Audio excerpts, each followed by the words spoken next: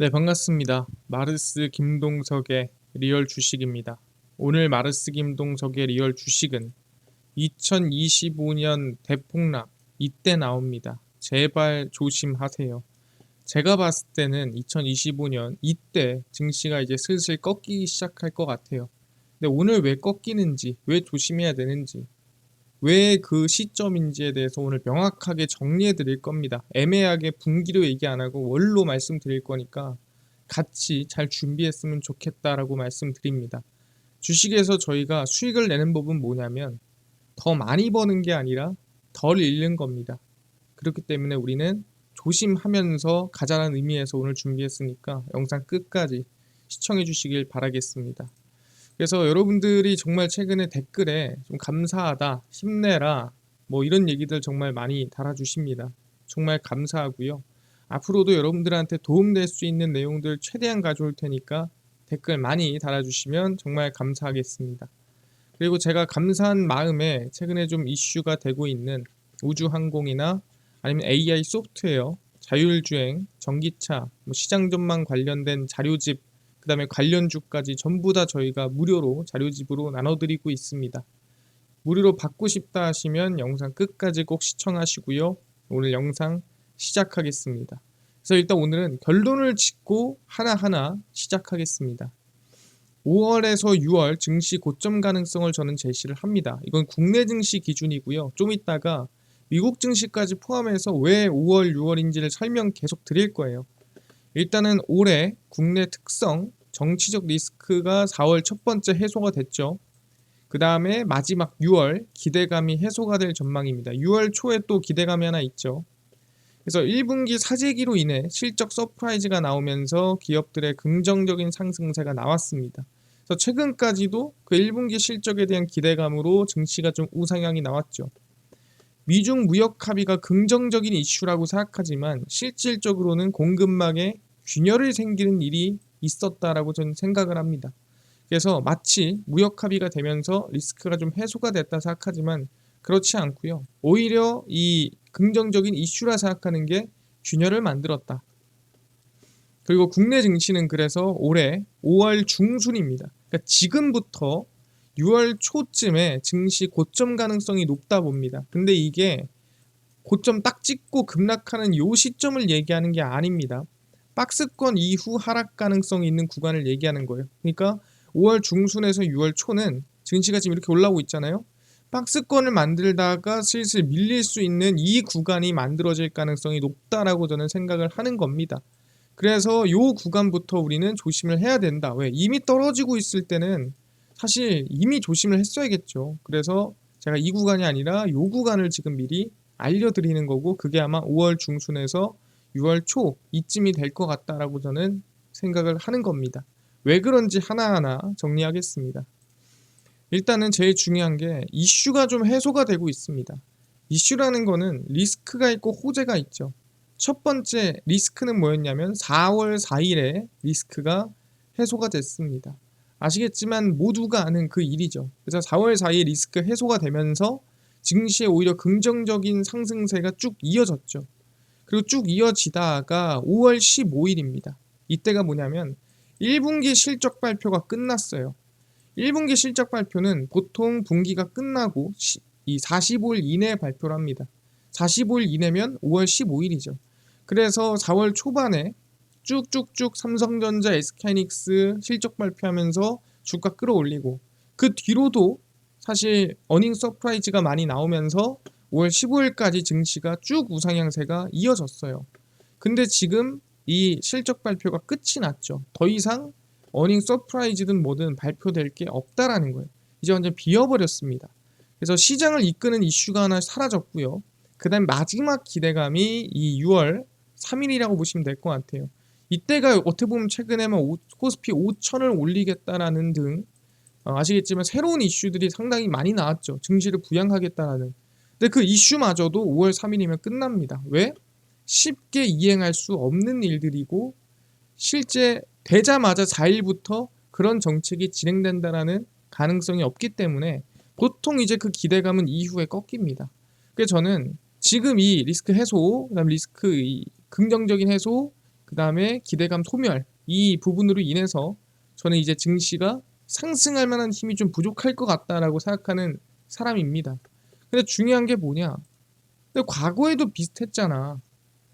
2017년도랑 지금이랑 좀 비슷하지 않아? 그럼 그때도 그랬냐? 라고 저한테 물어볼 수 있어요. 그래서 2017년도 국내 증시를 제가 가지고 왔습니다. 그 당시에는 이제 리스크 해소가 12월 9일에 있었고요. 그 다음에 이제 그 당시에는 5월 9일에 우리가 재선이 있었죠. 그래서 보시면은 쭉 이때 이후로 상승세가 쭉쭉쭉쭉쭉 이어집니다. 가장 가파르게 올라가는 걸 볼 수가 있어요.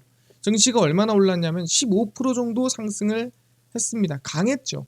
근데 그리고 난 다음에 조금 더 올라가는 모습이 있었어요. 그러니까 끝나고 나서 이슈가 소멸되고 나서도 조금 더 올라갔다가 밀렸는데 중요한 게 뭐냐라고 한다면 2017년도는 여기 이후에 꺾인 게 아니라 더 갔구나 확인할 수 있습니다.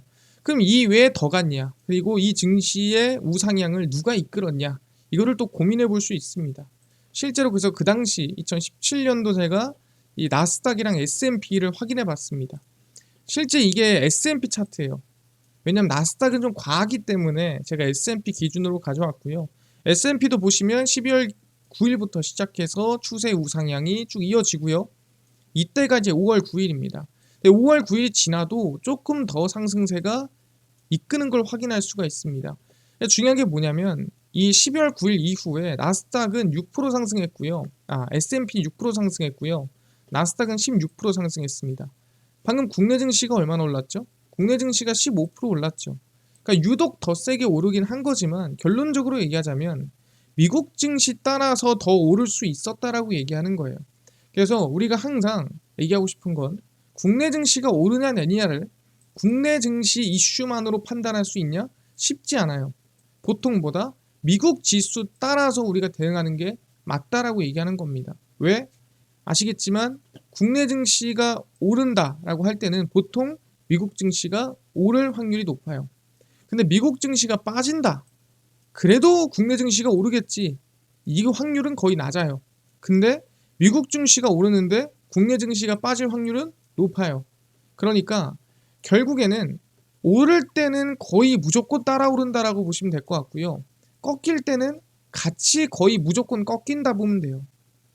이해되셨나요? 근데 미국 증시가 계속 오른다고 했을 때 이거를 국내 증시가 무조건 따라오른다라고 얘기할 수는 없습니다. 그럼 여기서 문제는 뭐예요? 오를 때는 반반이죠. 뭐 따라오를 수도 있고 꺾일 수도 있는 거. 근데 100%는 뭐예요? 미국 증시가 꺾이면 국내 증시는 무조건 따라 꺾입니다. 그러니까 이걸 조심해야 된다라고 얘기하는 거예요. 왜? 이번에도 오를 때 따라 올랐다. 2017년도에. 그럼 지금 2025년도는 어떤데요? 확인해 봐야겠죠. 역시나 2025년도 같은 경우에도 보시면 국내 증시와 미국 증시 비교입니다. 국내 증시가 빠지는 게 마이너스 한 14% 정도 빠졌고요.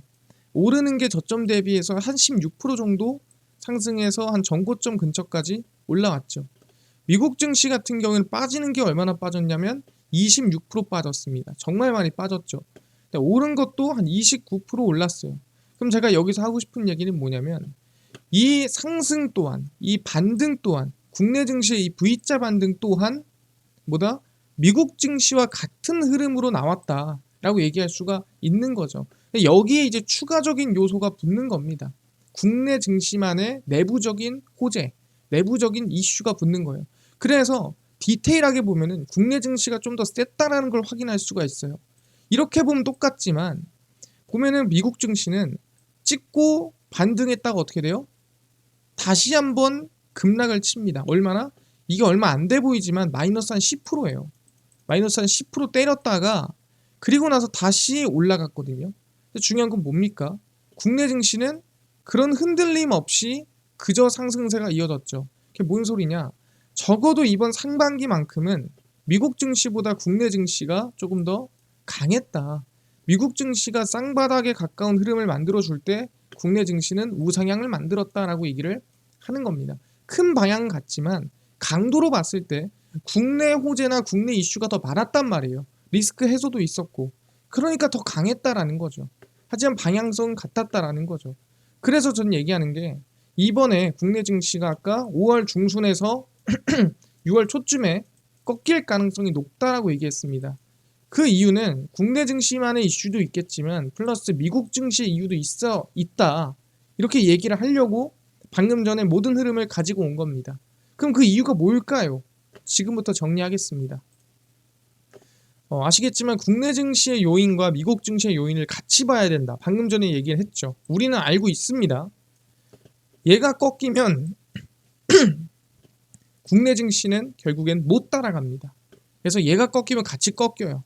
그래서 그 부분을 감안해서 우리는 체크를 해야 된다. 얘기를 하는 거죠. 일단 이거는 국내 증시 요인이에요. 4월부터 관세 부과를 예고하면서 1분기 실적이 원래 국내 반도체가 안 좋았어야 됐어요. 컨센서스 전망치 수출입 지수 안 좋았습니다. 다 체크했을 때. 근데 실적이 서프라이즈로 나왔어요. 왜 그러냐? 다른 나라의 TSMC도 보니까 사재기 주문이 많이 들어왔다는 거죠. 왜? 관세를 부과하기 전에 좀 싸게 많이 사두자. 그래서 많이 쓸어 담은 겁니다. 그래서 실제로 실적이 TSMC도 그렇고 뭐 삼성전자, SK하이닉스 서프라이즈가 나왔다. 아니 그냥 잘 된 걸 수도 있잖아. 뭐 이렇게 얘기할 수도 있어요. 그래서 실제 미국의 수입을 까봤죠. GDP 성장률이 마이너스 0.3%가 나왔습니다. 1분기에. 왜 마이너스가 나왔지? 마이너스 역성장할 이유가 있나? 사실 그 정도 이유는 없었거든요. 근데 뭐다? 수입이 너무 크게 증가해서 무역지수가 박살이 나면서 마이너스 성장이 나온 거예요. 수출은 그대로인데 수입만 엄청 늘어난 거죠. 그래서 우리가 이걸 열어봄으로써 수입이 사재기가 들어왔구나. 이거를 확인할 수가 있었다라는 거죠. 그러니까 우리가 그냥 사실 생각을 가지고 그냥 추측을 한 게 아니라 수치적으로 나왔다는 거죠. 그래서 1분기 실적이 서프라이즈가 나왔죠. 왜? 사재기 했으니까. 그래서 국내 수출 기업들이 수혜를 받았습니다. 그래서 주가 상승이나 반등이나 급등을 이끌었어요. 근데 중요한 게 뭐냐면 2분기는 우리 관세 유예를 90일 동안 했잖아요. 그렇더라도 10% 관세는 부과가 됐습니다. 그러다 보니까 당연히 단가가 10% 이상은 들어올 수밖에 없어요. 그럼 사람들이 뭡니까? 사재기를 1분기 해놨으니까 2분기는 덜 사겠죠. 당연히. 그리고 관세 부과 이 상호관세 유예를 했던 게 7월 초에 종료가 됩니다. 연장할까요? 모르죠. 불확실성이 남아있는 상태입니다. 그래서 2분기 실적은 당연히 예상보다 높지 않을 가능성이 높습니다. 왜? 1분기에는 서프라이즈를 했기 때문에. 그리고 2분기 같은 경우에는 1분기에 많이 사놨으니까 2분기 덜 사겠죠. 왜? 최대한 관세 영향 덜 받으려고 미리 사놓은 거니까. 그래서 사재기로 인해 이미 반도체 디램 가격 반등 및 물가에 영향을 주기 시작했습니다. 물가에 영향 준다는 건 뭐예요? 사재기한 물량 정도로는 사실 물가에 당장 영향 안 주겠죠. 그래서 1분기 지나고 2분기 초까지는 괜찮아요. 근데 이 사재기 물량이 영원합니까? 이게 떨어지기 시작하면은 관세를 부과하고 수입한 물량에 대해서 이제 만들기 시작해야 됩니다. 그렇게 되면은 단가가 오를 수밖에 없는 상황이 만들어지는 거겠죠. 그렇구나. 그래서 결론을 얘기하자면 올해 초 국내 내부적인 리스크로 과소평가받고 있던 국내 증시가 4월 4일에 리스크 해소가 됐죠. 그리고 1분기 실적이 사재기 영향으로 긍정적으로 수혜를 받았고요. 그리고 6월에 지금 6월 초 기대감이 남아있는 상태입니다. 그러니까 이건 플러스 요인이고 이건 마이너스 요인인데 이건 해소가 되고 이건 이미 지나가고 있고 거의 끝나가고 있죠. 그래서 이거는 이미 해소가 됐고 이거는 끝나가다 보니까 힘이 점점 약해질 확률이 높아지고 있다라는 거예요. 근데 2017년과 비슷하게 리스크 해소와 시장 부양 정책으로 반등을 했습니다. 그러니까 이때랑 똑같아요. 처음 시작은. 근데 미국 증시 따라 2017년은 더 올랐어요. 5월 이후에 더 상승이 크게 나왔습니다. 근데 2025년은 어려울 것 같다라고 생각하는 거예요. 이때랑 다르다. 왜? 6월 3일 이후 일단 확정된 국내 자체의 기대감이 없어요. 이거는 명확하겠죠. 근데 추가된 건 뭐냐면은 2분기 실적도 안 좋을 거겠지만 실제 이 관세가 들어가서 이 원가 자체가 올라가 버린 3분기의 전망치가 저는 좋지 않을 가능성이 높다라고 생각합니다. 그럼 2분기 실적이 적당하더라도 3분기 된 전망치, 가이던스가 떨어질 확률이 저는 높다라고 봐요. 그렇게 되면은 기대가 떨어진다는 건 주가가 같이 떨어질 가능성이 있겠죠. 어떤 기업들? 수출주들이. 근데 수출주들이 국내의 대부분입니다. 근데 중요한 건 뭐예요? 이거는 국내 이슈입니다. 근데 미국 지수가 끌어올리면 어떡해요? 미국 지수가 멱살 잡고 끌어올리면 따라가는 거 아닙니까? 근데 미국 증시도 제가 봤을 때는 멱살 잡고 못 끌어올릴 것 같아서 하는 얘기입니다. 미국 증시도 7월쯤 고점을 찍을 가능성이 좀 높다 봐요. 아까도 얘기했지만 고점이라는 거는 이렇게 봉을 딱 찍어버리고 급락하는 데가 고점이라고 하는 게 아니에요. 항상 얘기하는 고점은 상승 이후에 지지부진한 구간, 이런 구간을 저는 고점이라고 하고요. 그 이후에 이렇게 떨어질 가능성이 높다라고 생각하는 겁니다. 그래서 저는 이 구간이 아니라 이 구간을 이제는 조심하자라고 미리 얘기를 하고 있는 거죠. 그래서 미국 증시도 7월쯤 고점 찍을 가능성이 높습니다. 그래서 국내 증시를 이끌어줄 힘이 저는 없을 거라고 봐요. 2017년도처럼. 그래서 5월 중순에서 6월 초 지지부진 흐름 하락 조심해야 됩니다. 아니 근데 미국은 왜 고점을 찍나요? 궁금하겠죠. 이것까지 정리를 하겠습니다. 미국 증시 요인입니다.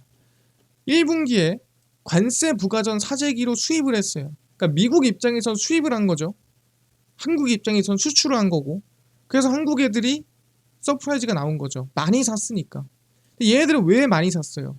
관세를 부과하기 전에 싼 단가로 원가를 지키려고 많이 산 거죠. 그래서 2분기에 쓸 수 있는 물량까지 열심히 사모았습니다. 근데 중요한 게 뭐예요? 실제 미국의 소비 메인 시즌이 언제냐면 3분기 말에서 4분기입니다. 11월부터 12월. 언제? 블랙 프라이데이, 추수감사절, 크리스마스. 이때 쓸 물품이 부족하다라고 월마트라든가 대부분이 경고했죠. 그래서 중국이랑 관세 협의를 90일 동안 유예를 합니다. 야, 유예하자. 그래서 유예가 돼요. 언제부터? 5월부터 8월까지. 제일 중요한 건 뭡니까? 미국의 물류 가장 메인 시즌, 핵심 시즌이에요. 왜? 5월에서 8월이 뭐 준비할 때입니까? 방금 얘기했던 11월에서 12월. 이거 준비하는 시즌이에요. 그래서 일부러 이때는 저는 관세 협의를 했다라고 봐요. 일부러. 왜? 만약에 이때 안 하면 연말에 미국에 공급 대란 납니다. 공급 대란 나면은 겨우겨우 잡아놨던 물가들 다시 치고 올려요. 그래서 미국의 리스크를 줄이기 위해서 저는 5월, 8월에 관세 협의를 했다 보고요. 끝나고 난 다음에 연말에 쓸 거 사재기 해놓고 어떻게 될지는 모른다가 결론입니다. 그래서 1분기 높은 수입량으로 GDP가 0.3% 마이너스가 나왔습니다. 이건 아까 얘기했죠. 근데 이제 1분기에 사재기 했으니까 2분기는 수입을 덜 하겠지? 그럼 2분기는 GDP가 오를 것 같아. 이런 기대감이 있었어요. 원래는. 근데 2분기에도 관세 유예를 하면서 추수감사절 크리스마스를 위한 더 큰 수입이 들어갈 가능성이 높아졌습니다. 왜? 원래는 1분기가 아까 얘기했죠. 11월, 12월이 메인이라고. 그럼 메인 끝나고 나면 어떻게 돼요? 사람들 돈이 없겠죠. 통장이 텅텅 비겠죠. 그럼 1분기는 원래 소비로는 비수기예요. 돈 안 쓰는 시기라고. 왜 그러겠어요? 쓰더라도 여름 가가지고 휴가 쓰고 할 때 돈을 쓰지 1월부터 5월, 6월엔 미국에 뭐가 없어요. 그 돈을 안 쓴다는 거야.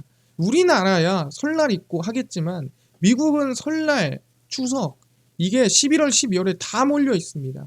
그래서 1분기는 비수기인데 비수기에 수입을 해놓은 물량이 문제가 아니죠.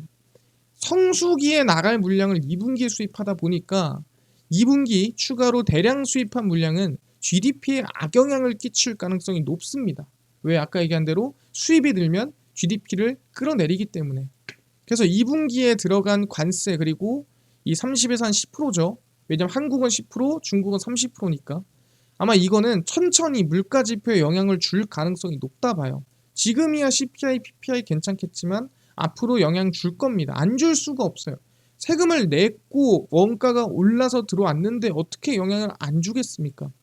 그래서 그 영향은 분명히 이 2분기에 산 것들은 3분기 제품 만드는데 영향을 줄 거고, 그럼 원가가 높아질 거고 가이던스, 전망치에 안 좋은 영향을 줄 거라고 저는 생각합니다. 그래서 말씀을 드리면 결론입니다. 국내 증시와 미국 증시를 종합한 결론이에요. 국내 증시의 이슈가 끝나더라도 미국 증시가 이끌고 나가면 원래는 더 크게 상승할 수 있어요. 근데 이번에는 다를 것 같다. 둘 다 비슷한 시기에 고가를 찍을 확률이 높다라고 생각하는 거죠. 그럼 어느 누가 이끌어줄 기업이 이끌어줄 나라가 없다. 6월 초 국내 증시 이슈가 다 끝나면 믿을 만한 게 미국이에요. 근데 사재기 공급망 이슈로 GDP 성장률 그리고 물가 3분기 가이던스에 영향을 받은 미국도 아마 지금 국내 증시를 이끌어줄 확률이 낮다라는 거죠. 그래서 1분기에서 2분기 실적이 나쁘지 않을 거라는 전망에 미국이 버텼거든요. 왜? 1분기는 사재기를 해서 실적이 괜찮았다. 그리고 그 사재기한 물량이 2분기까지 넘어가면서 뭐 어느 정도 원가는 지킬 수 있을 것 같다라는 기대감에 버텼어요. 근데 2분기에는 또 GDP 성장률이 수입이 줄 거 아니겠습니까? 관세가 부과되면은. 그러면은 이때가 1분기가 마이너스가 나왔으니까 2분기는 그래도 플러스 나오지 않을까? 0. 몇 퍼센트는 아니더라도 한 2점 몇 퍼센트까지는 올라오지 않을까? 기대감이 있었어요. 근데 중요한 게 뭐다? 이게 다 무너진 거죠. 오히려 4분기를 위한 사재기로 2분기도 GDP 성장률 회복 못할 가능성이 높고요. 그리고 제일 중요한 게 GDP 성장률 발표가 7월 말에 발표를 합니다. 그다음 3분기 가이던스는 7월 중순부터 발표를 합니다. 그래서 이 결론으로 봤을 때는 미국 증시는 7월쯤 나오는 발표들이 다 좀 긍정보다는 부정에 가까운 발표들이 나올 가능성이 높다라고 얘기를 하는 겁니다. 그래서 최종 결론입니다. 미국 증시도 중국 관세 유예가 끝나는 시기가 8월 초고 3분기 가이던스 그 다음에 2분기 GDP 성장률 발표 시기가 겹쳐요. 그래서 제가 처음 발표 시기라고 했잖아요. 왜 그러냐면 GDP는 3번 발표합니다. 첫 발표 시기랑 그 다음에 관세 유예 끝나는 시기랑 3분기 가이던스 발표하는 시기랑 이 3개가 겹쳐요. 이 3개 다 저는 별로 안 좋을 것 같다고 생각하는 겁니다. 그래서 4월 CPI나 PPI 물가 지표가 생각보다 나쁘지 않게 발표가 됐거든요. 왜냐하면 관세를 부과했으면 물가 올라가야지. 근데 물가가 안 올랐습니다. 그 이유는 사재기한 물량으로 버텼기 때문이다라고 생각하는 거고요. 5월, 6월로 갈수록 영향이 분명 나오기 시작할 거라고 저는 생각을 합니다. 국내 증시는 5월 중순에서 아까 얘기합니다. 5월 중순에서 6월 초 시기부터 지지부진할 가능성이 높다 생각해요. 그러니까 지금부터 6월 초까지입니다. 그래서 미국은 7월 초중순부터 지지부진할 가능성이 높다 봐요. 그래서 완전히 딱 들어맞진 않지만 얼추 저는 두 개의 시기가 한 달 정도 차이로 맞아 들어간다라고 생각해요. 그래서 모든 지표를 체크하면서 가야겠지만 저는 5월, 6월, 미국은 7월쯤 해가지고 증시가 고점을 찍고 이러다가 8, 9월쯤 시장이 밀려서 눌림목이나 저점 매수 기회가 8, 9월쯤 올 거라고 생각을 하고 있습니다. 그래서 우리 모두가 지금은 저는 좀 보수적으로 조심할 때다라고 생각해요. 신규로 더 크게 올라갈 거라서 진입한다. 신규로 지금부터 우상향 더 크게 이어질 것 같으니까 매수한다는 느낌보다는 저는 지금 꽤나 보수적으로 보고 수익이 나고 있는 것들은 분할로 잡고 천천히 좀 경계를 하고 지켜보는 게 맞다라고 저는 생각을 합니다. 그래서 이 얘기는 제가 정말 진지하게 시장의 방향성을 고민 매번 하면서 나온 결론입니다. 그래서 이 결론은 아시겠지만 앞으로 바뀌지 않는다? 그렇지 않아요. 하지만 앞으로 나오는 경제 지표나 아니면은 미국의 대응이나 이 여러 가지들을 계속 실시간 체크하면서 조금 더 자세한 시기가 나올 거고 좀 더 자세한 명확한 대응이 나올 겁니다. 그래서 이거는 제가 유튜브에서 계속 체크를 하면서 올려드리고 알려드릴 거예요. 그렇기 때문에 같이 저는 웬만하면 시장이 위험한 시기는 피하고 시장이 우리가 안전하게 대응할 시기는 잡는 게 맞다라고 생각을 합니다. 그래서 우리 최대한 이번 증시 김동석 대표랑 같이 잘 대응하면 좋지 않을까 말씀드리고요. 자세한 건 계속해서 제가 유튜브 영상을 통해 업로드를 해드릴 테니까 꼭 꾸준히 봐주시고요. 뿐만이 아니라 아까 전에 AI 소프트웨어, 우주항공, 그 다음에 전기차 자율주행, 시장 전망이라든가 아니면 관련주까지 총정리한 자료집을 무료로 나눠준다고 했는데 혹시 이거 어디서 받을 수 있나요? 또는 당일 급등이 예상되는 단타 종목을 매일 무료로 나눠주시고 장 시작 전에 급등이 예상되는 뉴스라든가 시황을 무료로 좀 나눠주시고 테마주라든가 매매법 강의를 무료로 나눠주세요 하시는 분들이 있어서 김동석 대표가 100% 무료로 나눠드리고 있습니다. 바로 김동석의 리얼 주식 연구소라는 100% 무료 어플이고요. 이 어플은 내가 아이폰을 씁니다. 앱스토어에서 무료로 설치 가능하고, 갤럭시를 씁니다.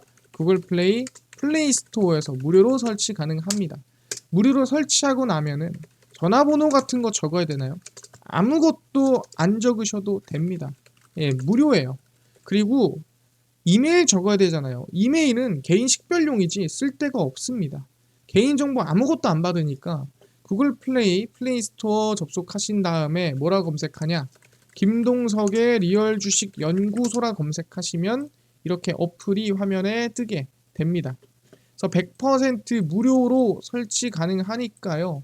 꼭꼭꼭 무료로 설치를 하셔라 말씀을 드립니다. 설치를 하고 나면은 이렇게 어플이 화면에 뜨게 되고요. 당일 리얼 추천주가 당일 급등 예상 종목을 저희가 무료로 나눠드리고 있고요. 급비 분석이 장 시작 전 시황, 급비 자료가 테마주라든가 매매법 무료로 나눠드립니다. 그리고 아까 얘기했던 AI 소프트웨어 우주항공, 전기차 자율주행, 시장 전망 관련주 자료집 어디서 무료로 받을 수 있나요? 리얼 추천주 누르시고요.